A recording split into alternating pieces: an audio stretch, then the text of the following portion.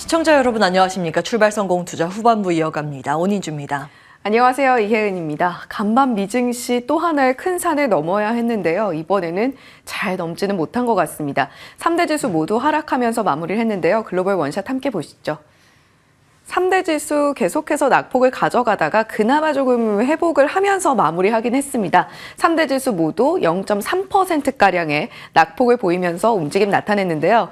그 이유 6개월 내 최고치를 찍은 2월의 생산자 물가지수 PPI에 있었습니다. 헤드라인과 근원 모두 정리를 해봤는데요. 일단 헤드라인에서 0.6% 상승을 했다는 점이 시장에 큰 충격으로 작용을 한 것 같습니다. 월가 예상치와 이전치가 모두 0.3% 상승이었던 것에 비하면 2배가량의 상승하는 모습을 보여준 건데요. 이런 PPI 지수는 CPI의 2, 3개월가량 선행에서 반영이 되고 있기 때문에 시장에서 받아들이는 공포감이 조금 더 컸던 것으로 풀이가 됩니다. 자, 이런 PPI 충격에 기술주 내에서는 그래도 엔비디아와 테슬라를 빼고는 잘 버텨주는 모습을 보여줬는데요. 그런 점이 다우존스 지수와 나스닥 지수, S&P 500 지수의 낙폭을 조금 줄이면서 마감을 할 수 있었던 근본적인 원인이 됐습니다. 소매 판매 지표 그리고 신규 실업수당 청구 건수도 함께 발표가 됐는데요. 소매 판매 지표는 월가 예상치보다 소폭 하락하는 모습으로 마무리를 했습니다. 신규 실업수당 청구 건수도 이전보다 줄어들면서 여전히 고용시장이 뜨겁다는 것을 반증하고 있고요.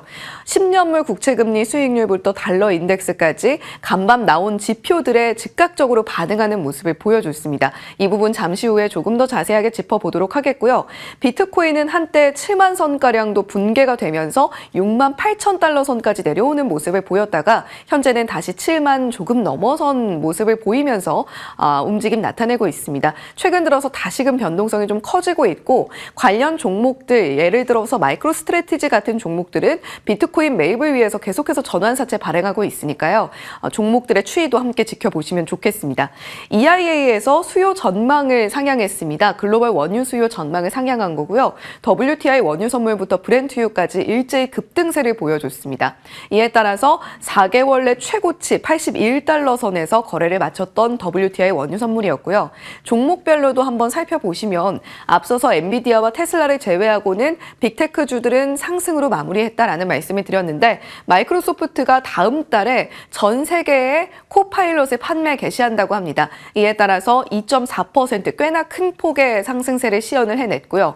어도비는 실적 발표 내놨습니다. 어떤 점이 좀 시장의 불만족을 선사했길래 10% 넘는 시간 외에 낙폭을 보여줬는지 잠시 후에 실적 자세하게 뜯어보겠습니다.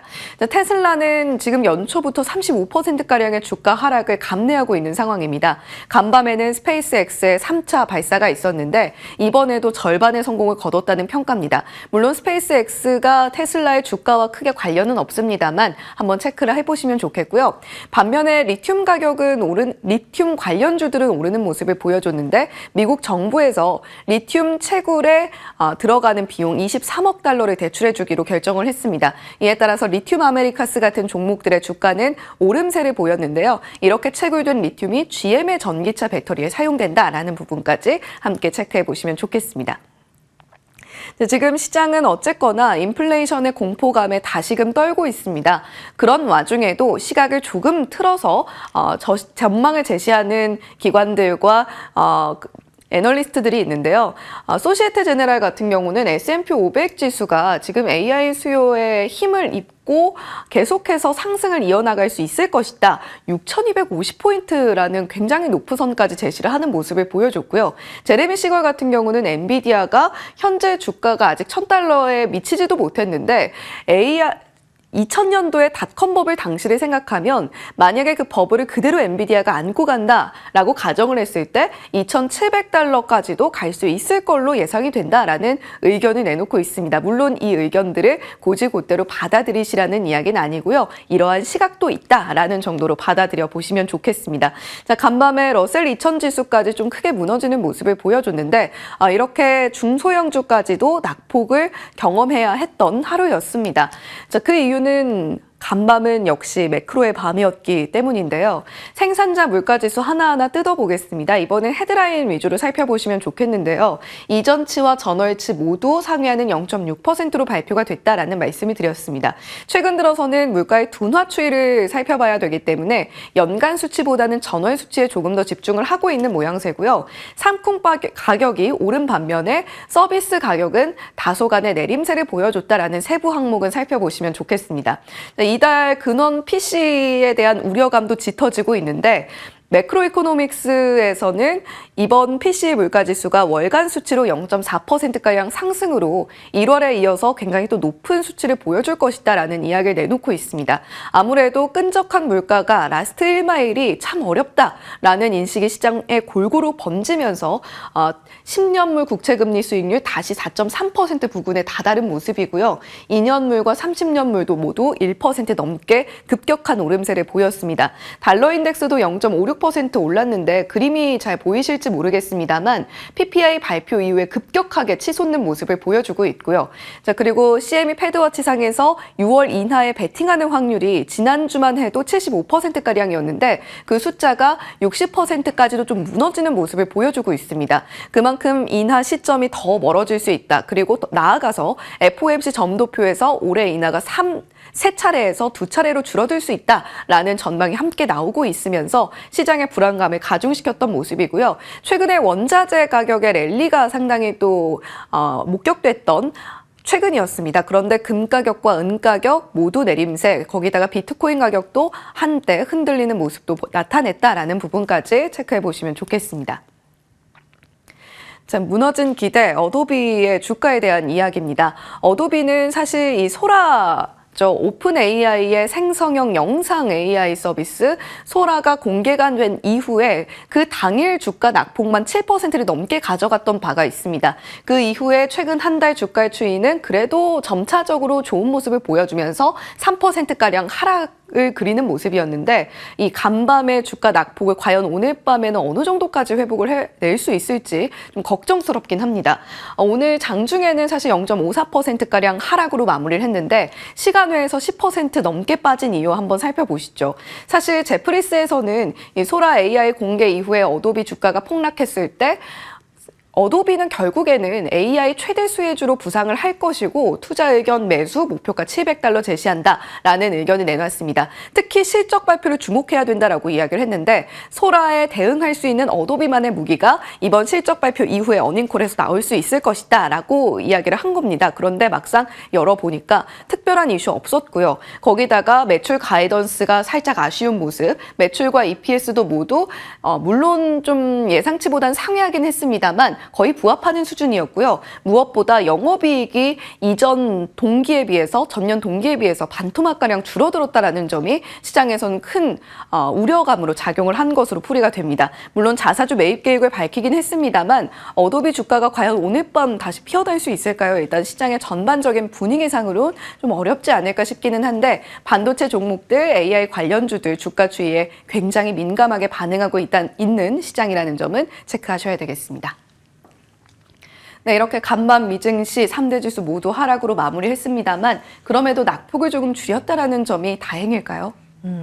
요즘은 우리나라는 미국 시장과 약간의 디커플링 현상이 나타나는데 그 배경은 정부의 의지라고 볼 수 있습니다. 함께 체크해 보시죠.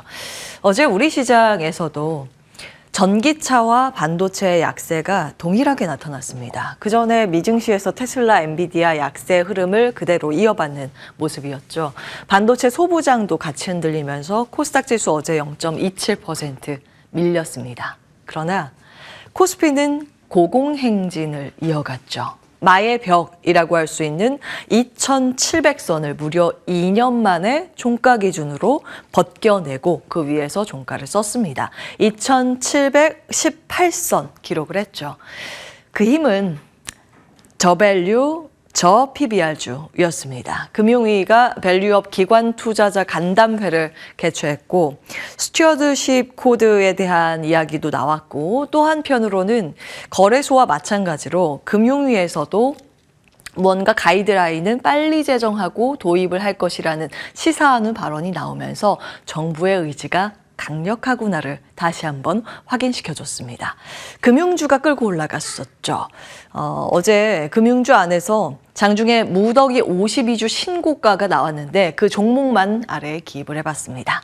어제 보여드렸던 화면 포인트죠. 오늘부터 이제 본격적으로 주요 기업의 주주총회가 시작됩니다. 기아, 삼성물산을 필두로 해서 삼성전자, 현대차, 포스코홀딩스 이 부분도 밸류업과 맞닿은 지점이 굉장히 많죠. 잠시 후에 자세히 보도록 하고요. 벚꽃 배당도 이제 시작을 합니다. 배당 기준일로 봤을 때 15일부터 4월 5일까지 상장사의 75% 정도가 다 여기에 집중이 돼 있기 때문에 더블 배당에 대한 기대감까지 안고 있습니다. 교집합이 금융주죠. 밸류업도 마찬가지고요.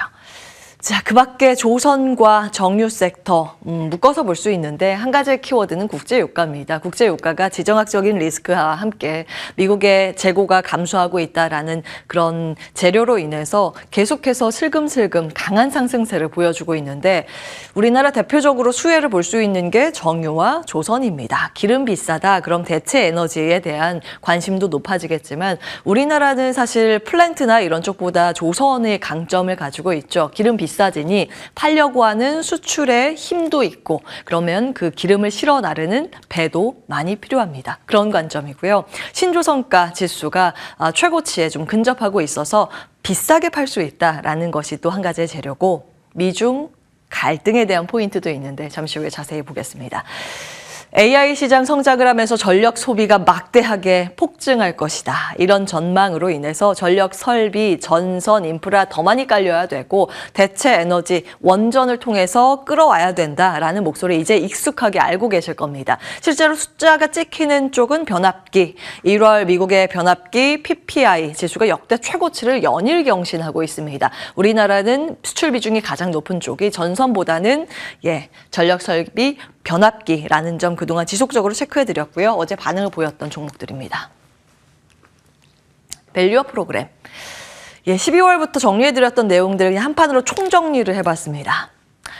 12월에 말씀드렸던 게 이제 더블 배당이죠. 처음 배당 그 일정을 미루면서 지금 배당을 받게 되면 작년 것과 이번 첫 배당까지 더블 배당을 받을 수 있게 되는데 벚꽃 배당이라고 하죠. 그래서 작년에 보여드렸던 화면 여기에 보시면 큰 물줄기 두 가지 정리해드렸었죠. 금융주가 대부분이고 완성차 기업이 포함이 돼 있습니다. 이 두 물줄기 더블 배당이라는 모멘텀인데 정부가 지금 밀고 있는 밸류업 프로그램 결국에는 주주 친화를 해라. 밸류업 기업의 가치를 끌어올려라. 이런 거기 때문에 같은 궤입니다. 그래서 주주 친화 실적까지 있는 금융과 자동차가 12월부터 내내 시세가 분출되고 있다는 점 놓쳐서는 안 될 포인트일 것 같고요. 자, 그러면 이 정부의 밸류업 프로그램 소위 약발은 어디까지 갈 것인가? 2월부터 쭉 정리해드렸습니다. 처음 초안 발표가 2월 16일에 있었고 당시에 관련 기업들이 급락하면서 세론 뉴스로 흔들렸는데 일정이 굉장히 많이 남아있기 때문에 중장기적인 관점에서 들여받아 보실 필요가 있습니다. 체크해드렸었죠. 남은 일정 원래는 6월에 가이드라인을 좀 세분화해서 공개할 것이라고 예상을 했었는데 시장의 예상치보다 한 달 더 일찍 5월에 공개를 하겠다. 정부가 굉장히 이제 빠르게 의지를 비치고 있는 상황입니다. 그리고 그 앞뒤로 해서 매월 한두 차례 정기회의를 개최해서 의견을 수렴하겠다라는 그 타임테이블까지 제시를 했죠. 그래서 지금도 이 일정이 계속 진행되고 있습니다. 계속된 밸류업에 대한 관심권이 시장에서 한 가지의 큰 축이라는 점 체크해 보셔야겠고요. 공기업이라는 포인트도 말씀을 드렸었죠. 아무래도 이게 정부의 의지이다 보니 일반 기업보다 공기업들, 국가 지분이 특히 높은 기업들은 어쩔 수 없이 따라갈 수밖에 없다라는 포인트로 지분이 높은 기업들 정리해드렸었고요. 3월 이제 주총 시즌에 대한 포인트, 행동주의 펀드의 목소리와 이 정부의 목소리가 이제는 같은 궤를 그리고 있기 때문에 지주사나 지배 구조 관련 기업들의 주목도가 올라갈 개연성이 있습니다. 2월부터 체크해드렸습니다. 여기에 맞닿은 게 또 더블 배당이랑 겹쳐서 잠시 후에 보도록 하고요. 국민연금도 또 한 가지의 포인트죠. 지난번에 이제 정리해드렸던 정리해드렸었습니다. 자문단에 국민연금, JP모건 등의 임원이 포함이 돼 있고 국민연금의 목소리가 앞으로 높아질 가능성. 그래서 국민연금의 지분율이 높은 기업까지 당시에 정리해드렸습니다. 여기 나와 있고요. 삼성물산 주가 보시면 요즘 굉장히 강하고 외국인들이 러브콜을 끊임없이 보이고 있다는 점 체크해 보실 수 있습니다. 3대 주주가 국민연금이고 각각 2대 주주, 최대 주주. 2대, 3대, 4대 주주로 등극을 해 있는 상황입니다. 주주총회 일정도 지금 같이 정리를 해 놨기 때문에 참고해 보실 필요는 있겠고요. 상장 공기업들 2월 19일에 보여드렸던 화면입니다. 가장 지분율이 높은 건 산업통상자원부 75%의 비중으로 지역난방공사가 되겠고요. 그 밖에 정부가 그냥 지분을 가지고 있는 쪽이 여기입니다. 한국가스공사. 기획재정부 지분이 46.6%고 한국산업은행이 한국전력 절반 이상 지분을 가지고 있습니다. 그리고 요 세 개가 이제 메인이고 여기는 한국전력이 지분을 가지고 있는 그 아랫단에 위치한 종목이기 때문에 이 위쪽 위주로 좀 보시면 되겠습니다. 이렇게 밸류업 프로그램 다시 한번 복습을 해봤고요. 새로운 내용 추가하겠습니다. 조선업 갈까요? 갑자기 분위기 조선. 사실 이제 조선은 실적도 잘 나오긴 한데 이번에는 미중 갈등의 고리로 연결이 되고 있습니다. 미국에서 반도체 다음 중국 때리기 목표는 조선업이 될 수 있을까요? 아직까지는 가능성입니다. 한번 보시죠. 과거에 미중 사이가 안 좋은 미국이 중국 기업 때리기에 나선 섹터, 반도체, 바이오 이렇게 정리해드렸었죠. 방사는 지정학적 리스크가 부각되면서 우리가 틈새를 누릴 수 있는 그런 시나리오였고요. 여기에 이제 조선만 추가를 했습니다. 조선이 추가되고 있는 그 근거는 미국의 움직임이 하나가 포착됐기 때문인데 미국의 5개 노조에서 미국 무역대표부에 청원을 했다라는 소식이 전해집니다. 어떤 내용이냐면 중국 정부 너무 심합니다. 우리가 못 살겠습니다. 라고 하는 건데 해양, 물류, 조선 산업 장악을 위해서 중국 정부가 너무 저가 공세를 심하게 해서 그 마켓쉐어를 늘려나가고 전 세계 항만 물류시설망 구축을 중국이 잡은 이후에 미국의 선박 해운사를 차별해서 우리를 힘들게 합니다. 못 살게 합니다. 이렇게 청원을 올렸습니다. 이 목소리가 중국 정부, 미국 정부에서 어떻게 반영시킬지 여부는 지속적으로 들여다보셔야겠지만 이런 것들의 재료로 인해서 어제 조선 밸류체인까지 모두 들썩이는 모습이었습니다. 자, 미국이 중국 조선 때리기 그러면 경합도가 높은 우리나라 조선이 수혜를 받을 것이다. 이런 개념이고요. 제조사 빅3는 좌측에 나와 있고 조금 더 6까지 합치면 요 양쪽이 됩니다. 그리고 기자재로 보시면 실적이 가장 먼저 찍히는 거, 발주받고 실적까지 이제 반영되는 시기가 가장 짧은 쪽이 한 3개월부터 나오는 쪽이 엔진입니다. 마진도 높고요. 그 다음에 나머지는 한 6개월 시차를 두고 실적이 반영이 돼서 그 뒤쪽으로 배치를 했습니다. 기자재 기업들 쭉 정리를 해봤고요. 지금 빨간색으로 표시된 거 있죠. HD 한국조선해양, HD 현대중공업, 현대미포조선, STX 중공업 다 한 집안 기업입니다. 그래서 지분 정리해드려요. HD 현대그룹 지배구조 나와 있습니다. 쭉 다 나와 있고요. 여기 뭐 로봇도 있고 석유화학, 건설기계 있으니까 이런 내용들도 중요하거든요. 참고해 보시기 바라겠고요. 지주는 HD 현대입니다. 로봇 비상장 기업도 있고요. 자, 이제 핵심은 조선은 여기에 있는데 좀 잘 안 보이실 것 같습니다. 제가 짚어드릴게요. 조선의 중간 지주 HD 현대 이 아랫단의 중간 지주로 35%의 지분을 가지고 있는 게 HD 한국조선해양 입니다. 그리고 그 아랫단에 지분율이 쭉 나와 있는데요. HD 현대중공업, 현대미포조선, 선대 3호 중공업, 그리고 선박 엔진 쪽 STX 중공업 이렇게 나와 있는데 이 중에서 비상장 기업 하나가 있죠. 친환경 선박의 큰 강점을 가지고 있는 현대 3호 중공업입니다. HD 한국조선해양이 지분 96.5%를 다 가지고 있기 때문에 이 기업을 볼 때는 어쩔 수 없이 상장돼 있는 한국조선해양을 볼 수밖에 없습니다. 그래서 그런지 지금 조선주 커버하는 레포트들의 탑픽 가장 많이 등장하는 게 바로 HD 한국조선해양이기도 합니다. 그리고 또 다른 탑픽 삼성중공업 이 두 가지가 가장 많이 거론이 되고 있어서 체크해 드리도록 하고요. 자, 트럼프 바이든 정책 벤 다이어그램 작년 10월에 보여드렸던 내용인데 지금 보니까 성장주들이 주춤하는 사이에 그러니까 반도체에서 매기가 빠지는 사이에 다른 전통 산업군 쪽으로 자금이 이동하는 흐름이 나오고 있습니다. 미국에서도 그렇고 우리나라도 그런데 이 한 가지로 다 설명 가능하더라고요. 그래서 다시 가지고 왔습니다. 지금 트럼프와 바이든 지난 슈퍼 화요일 이후에 리턴 매치가 기정사실화됐고 그 이후부터의 흐름이 이쪽으로 쏠리고 있는데 교집합 부분이 반중 스탠스, 앞서 이제 조선도 그런 개념에서 움직였고요. 트럼프 부분만 보자면 ESG 친환경 반대, 그로 인해서 전기차가 좀 힘을 쓰지 못하는 최근 분위기고, 전통에너지 우호적인 흐름, 석유, 석탄, 천연가스 관련 밸류체인, 미국과 우리나라 동일하게 반응이 나오고 있습니다. 국방비 증액, 국방 관련 기업들은 물론 그전부터 실적이 잘 나왔지만 슈퍼 화요일 이후의 시세도 괜찮은 흐름을 보였습니다. 그래서 쭉 한번 정리해 보실 필요는 있는데요. 시간상 이거 다음에 하겠습니다. 이 내용이 중요해서 이걸로 넘어가는데, 1월에 보여드렸던 트럼프 2.0 미리 보기 정책이 굉장히 중요하죠. 사실 무역 정책은 우리 간접적인 부정적인 영향을 받는 부분입니다. 우리 매크로 상황에 좋지는 않고 이 안에서 기회 요인을 본다면 아무래도 인프라 구축 쪽이겠죠. 그래서 그때 보여드렸던 화면, 우리가 인프라로 미국 쪽을 본다면 송배전과 건설기계 체크해드렸습니다. 여기가 가장 먼저 뜨겁게 시세가 나왔고, 최근 우크라이나 재건 테마와 맞물려서 건설기계가 같이 움직이고 있다는 흐름도 체크해드리도록 하고요.